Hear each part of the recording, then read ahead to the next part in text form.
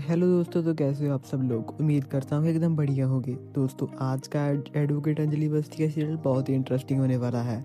Starting में हमें देखने को मिलता है कि राघव सिंह गणेश अवस्थी के पास पहुँच चुके होते हैं। वो कहते हैं कि मैं आज आपकी छोटी बेटी का हाथ मांगने के लिए आया हूँ, अपने बेटे अभय सिंह के साथ।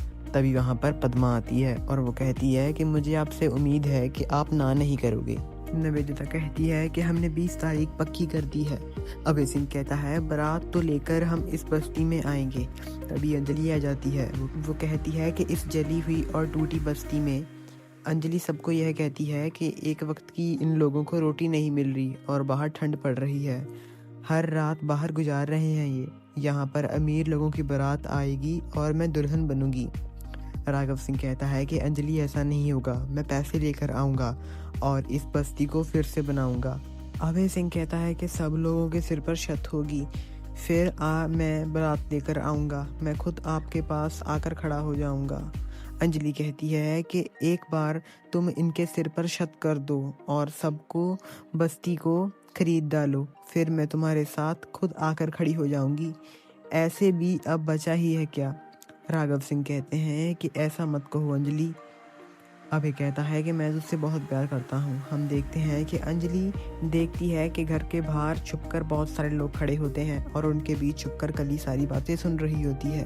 वो गिन्नी को फ़ोन लगाती है और बताती है कि 20 तारीख फिक्स हो चुकी है अंजलि और अभय की शादी की। कली कहती है मुझे तो समझ नहीं आ रहा इस शादी की क्या कर रहे हैं, इनको क्या ज़रूरत है शादी करने की, इस उम्र में क्यों ही शादी कर रहे हैं। अभी अभी तो इनकी बेटी की शादी हुई है, बहुत शौक है इन्हें रंगरलियाँ मनाने का। ऐसे ही गली मिर्च लगा लगा कर उनको सारी बातें बताती है। तभी गिन्नी भड़क जाती है और कहती है कि यह शादी मैं नहीं होने दूंगी। वहाँ पर राघव सिंह अंजलि से कहते हैं तो क्या हुआ, हम रिश्ता पक्का समझें। अंजलि कहती है यह रिश्ता नहीं एक डील है। निवेदिता अंजलि से कहती है कि ऐसा मत कहो। अंजलि कहती है कि सिर्फ शरीर जाएगा, मन तो अमन जी की ओर ही रहेगा। अभय सिंह कहते हैं जैसा तुम कहोगी वैसा ही होगा, मैं भूलकर भी अंजलि तुम्हारे करीब नहीं आऊँगा। पद्मा कहती है कि वकील दीदी, आज तक आप एक दूसरे के लिए ही जीते आए हैं ना, तो आज थोड़ा अपने के लिए भी जी कर देखो। छोड़िए सब, मेरी तरफ देखो, मेरे से कोई प्यार नहीं करता, मेरी तरफ किसी ने हाथ नहीं बढ़ाया और देख लो मैं आज कहाँ पर खड़ी हूँ। आपके पास अगर कोई आया है तो उसका थाम लीजिए हाथ। आरती की एंट्री हो जाती है और आते ही तालियां बजाने लग जाती है और कहती है कि वाह क्या नाटक है, बेटी की शादी करवाकर खुद शादी करवाने जा रही हैं। आरती माँ को कहती है कि कितने नीचे गिरोगी आप, 21 साल तक मैं तिल तिल कर बड़ी हुई हूँ, मेरे साथ कोई नहीं था, सिर्फ एक जिंदा लाश, इसका कोई लौटने का कोई चांस नहीं था। आज तुम एक ही दिन में पापा को भूल भी जाओगी। राघव सिंह आरती को कहते हैं कि अभी तुम छोटी हो, तुम यह बात में मत पड़ो और तुम ना ही यह बात समझोगी। निवेदिता आरती को समझाने की कोशिश करती है और कहती है कि बेटा ऐसे नहीं करते, बड़ों के सामने ऐसे नहीं बोलते।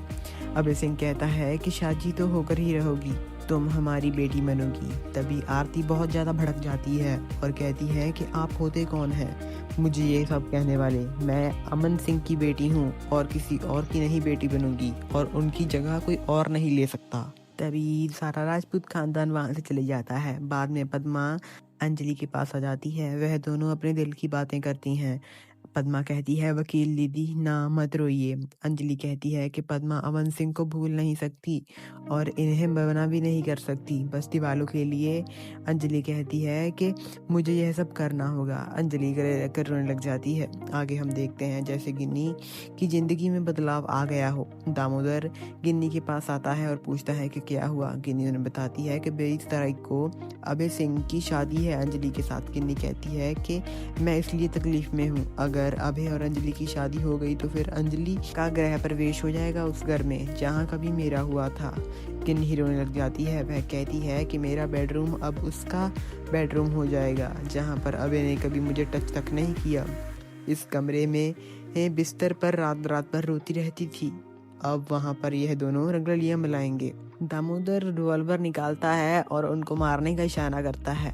तभी गिन्नी कहती है कि इतनी आसान मौत नहीं दूंगी उनको, तड़पा तड़पा कर मारूंगी, इसी तरह वह तड़पेगी जिस तरह मैं तड़पी थी।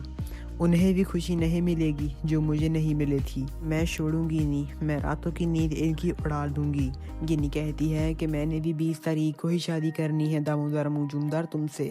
तभी दामोदर कहता है ठीक है। तो गिन्नी कहती है थैंक यू। गिन्नी कहती है कि अभी तुम्हारी ज़िंदगी का विधाता मैं हूँ, मैंने विधि का विधान लिख दिया है। 20 तारीख को तुम्हारी आखिरी रात होगी। गिन्नी उसे बताती है कि बस्ती की डील बारे में पूछ रहा है। उसको फ़ोन आता है अभय सिंह राजपूत का। तो अभय पूछता है कि मैं कब आऊँ पेपर्स लेने। तो गिन्नी कहती है कि तुम कल आ जाओ, तुम्हें बस्ती के पेपर मिल जाएंगे। और कहती है कि ध्यान रखना, पैसे पूरे लाना। आगे हम चंद्रभान सिंह ठाकुर को देखते हैं। गिन्नी चंद्रभान सिंह को कहती है कि मेरे घर में आकर मेरी मेहमान नवाजी कर रहे हैं, क्या बात है, क्या चाहिए आपको। चंद्रभान सिंह कहता है कि सिर्फ एक सवाल पूछने के लिए तुम्हारे घर तक आया हूँ। मुझे समझ में नहीं आ रहा कि तुम पागल हो चुकी हो। तुम वो बस्ती और उसकी ज़मीन जिस पर तुम शॉपिंग मॉल बनवाने वाली थी और बहुत बड़ा होटल बनवाने वाली थी, वो ज़मीन तुम अबे के नाम करने वाले ही हो जो कि अंजलि से शादी कर सको। क्या तुम भूल गई हो कि तुम्हारी कितनी बेइज्जती की थी? तुम्हें उस घर से धक्के मारकर बाहर निकाला दिया था। सबके बावजूद तुम ज़मीन अभय सिंह को क्यों दे रही हो? क्या तुम्हें पता नहीं उन दोनों के बीच कितना घटिया रिश्ता है? इसके बारे में मैं भी जिक्र नहीं कर पाऊँगा, मुझे भी शर्म आएगी। या तो अभय से प्यार नहीं करती तुम, या फिर दामोदर मजूमदार को प्यार करने लगी हो।